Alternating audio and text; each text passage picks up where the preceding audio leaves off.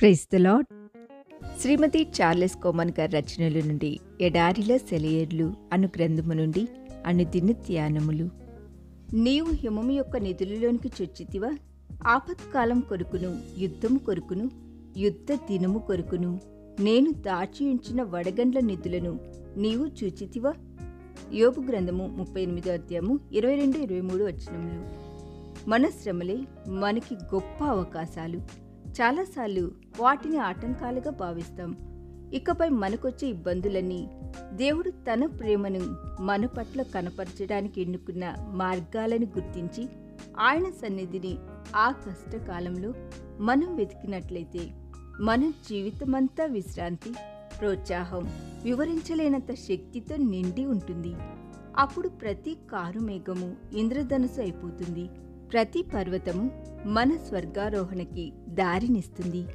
మనం ఒకసారి వెనక్కు తిరిగి మన జీవితాలను పునరాలోకనం చేసుకుంటే మనలో చాలామందికి ఒక విషయం స్పష్టమవుతుంది.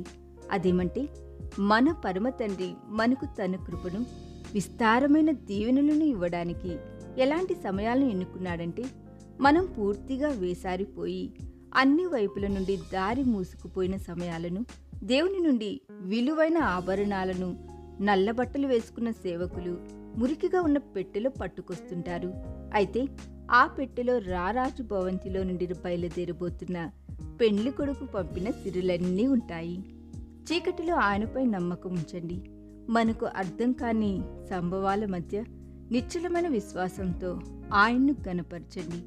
పాము కుబుసం విడిచి క్రొత్త తేజస్సును, శక్తిని పొందినట్టు ఇలాంటి విశ్వాసానికి ప్రతిఫలంగా క్రొత్త యవ్వనం, ఉత్సాహం మనకు దొరుకుతాయి.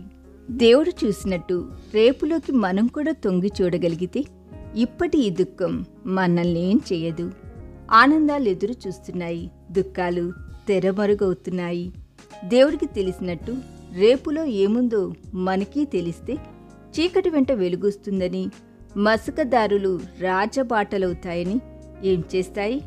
ఇప్పటి ఈ కన్నీళ్లు మనల్ని ముందేం కానున్నదో తెలిస్తే బావుణ్ణు అంటాం. కానీ ప్రేమతో దేవుడు దాన్ని రహస్యంగానే ఉంచాడు. తెలియదు కాబట్టి మరింత దృఢ సంకల్పంతో నడవాలి ఆయన వెంట.